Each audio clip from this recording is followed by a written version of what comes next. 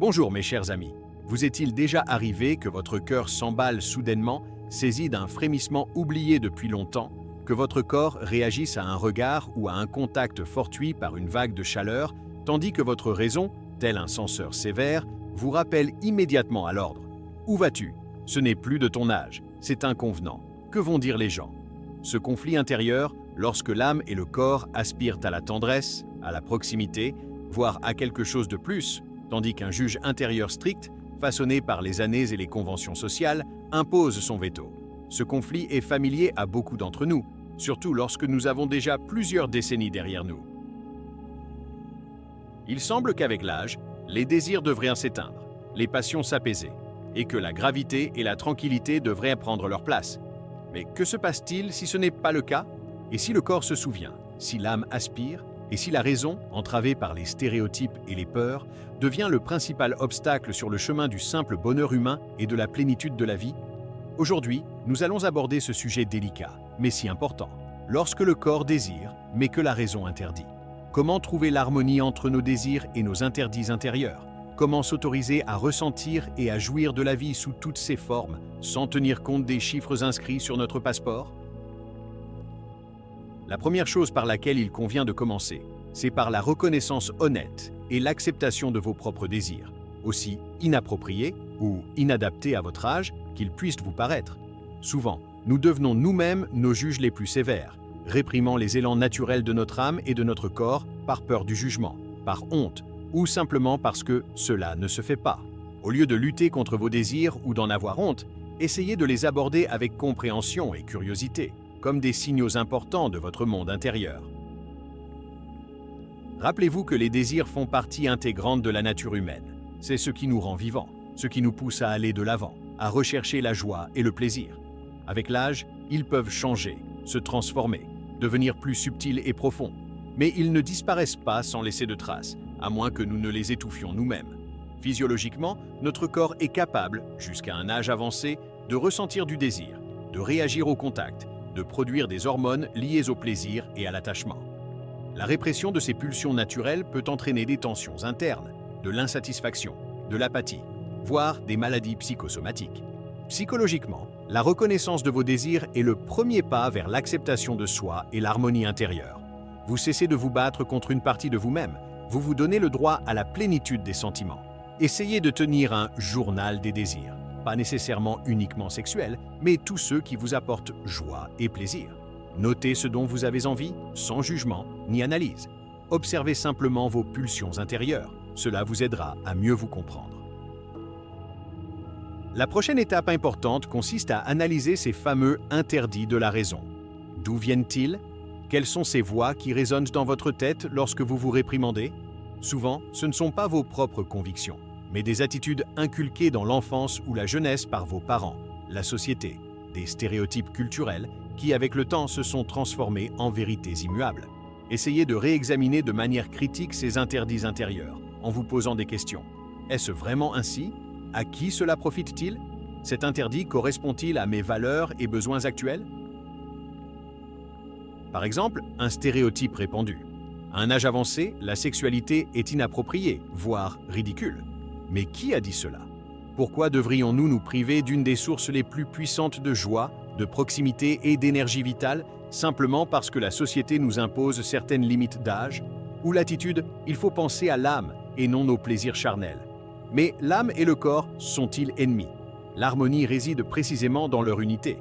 Psychologiquement, une telle analyse aide à séparer le bon grain de l'ivraie, c'est-à-dire vos véritables convictions de celles qui vous ont été imposées de l'extérieur. Vous commencez à comprendre que de nombreux interdits sont irrationnels et ne servent pas votre bien. Physiologiquement, la libération des attitudes internes rigides réduit le niveau de stress chronique qui accompagne souvent les conflits intérieurs et libère de l'énergie pour des objectifs plus constructifs. Prenez une feuille de papier et divisez-la en 2 colonnes. Dans l'une, écrivez les pensées inhibitrices qui vous viennent à l'esprit lorsque vous pensez à vos désirs. Dans l'autre, essayez de trouver des contre-arguments, de remettre en question ces interdits, de trouver des convictions alternatives qui vous soutiennent davantage.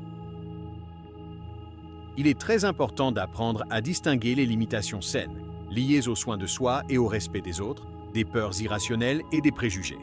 Oui, avec l'âge, certaines limitations physiques peuvent apparaître, dont il faut tenir compte. Oui, il est nécessaire de respecter les sentiments et les limites des autres. Mais cela ne doit pas se transformer en une interdiction totale de manifester ses sentiments et ses désirs. Trouvez ce juste milieu où vos désirs peuvent être réalisés de manière sûre et harmonieuse, sans nuire ni à vous, ni à votre entourage. Par exemple, si vous ressentez une attirance pour quelqu'un, mais que vous craignez le jugement ou avez peur d'être rejeté, cela ne signifie pas qu'il faille complètement réprimer ce sentiment. Peut-être vaut-il la peine de prendre l'initiative avec plus de prudence, de commencer par une communication amicale, d'observer la réaction de l'autre personne. Ou, s'il s'agit d'intimité physique et qu'il existe certaines contre-indications médicales, ce n'est pas une raison pour renoncer à la tendresse, aux caresses, aux étreintes, qui sont également une partie importante des relations intimes et apportent un immense plaisir et des bienfaits pour la santé. Psychologiquement, une telle approche équilibrée aide à éviter les extrêmes, que ce soit la satisfaction imprudente de toutes ces pulsions ou leur répression complète. Vous apprenez à être responsable de vos désirs et de leur réalisation.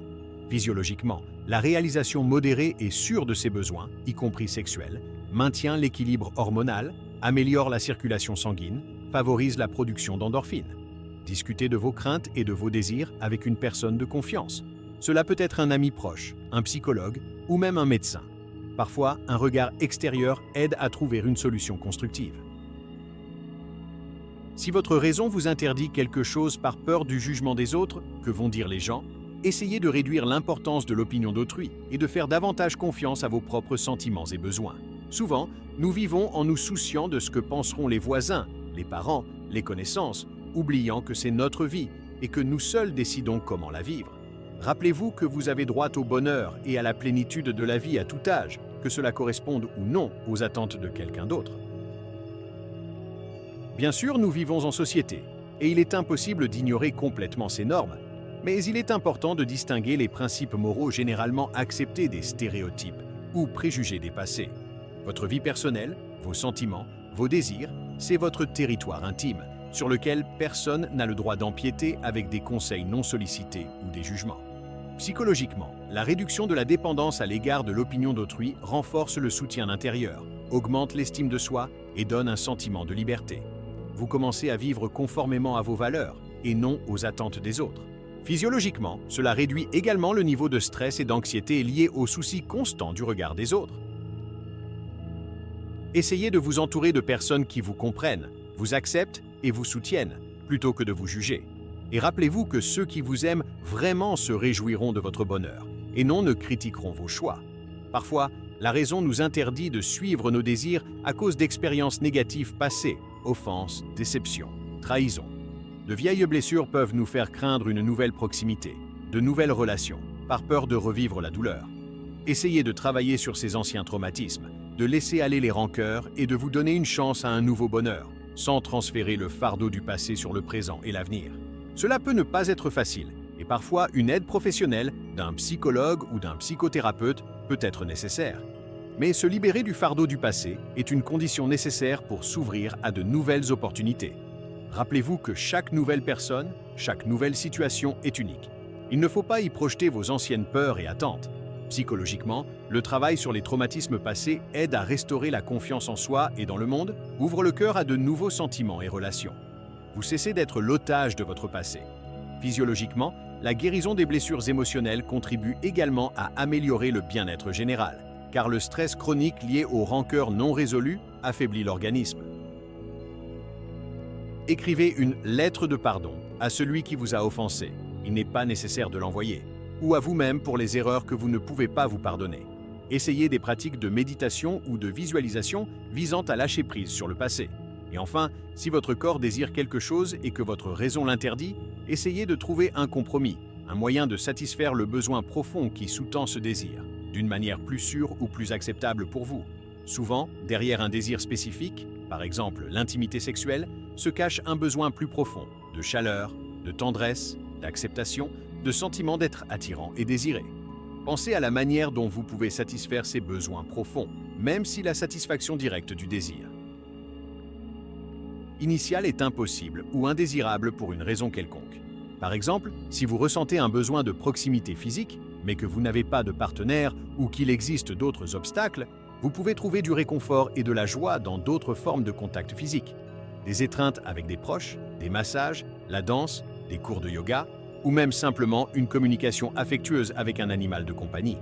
Si le sentiment d'être attirant vous manque, accordez plus d'attention à votre apparence. Achetez-vous quelque chose de nouveau et de beau, allez chez le coiffeur. Si la proximité émotionnelle vous manque, essayez d'établir des relations plus profondes et plus confiantes avec des amis ou des parents. Trouvez des groupes d'intérêt où vous pourrez.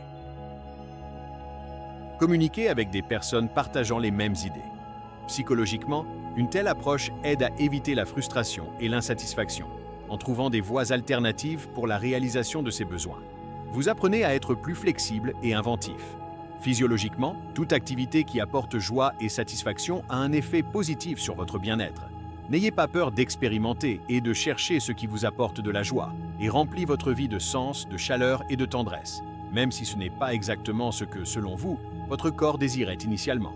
Parfois, l'âme connaît les meilleurs chemins. Mes chers amis, le conflit entre les désirs du corps et les interdits de la raison fait partie de la nature humaine et il est particulièrement ressenti à un âge mûr, lorsque nous portons le fardeau des années vécues, de l'expérience et des attitudes sociales. Mais ce n'est pas une raison pour renoncer à la plénitude de la vie, à la joie des sentiments et au simple bonheur humain.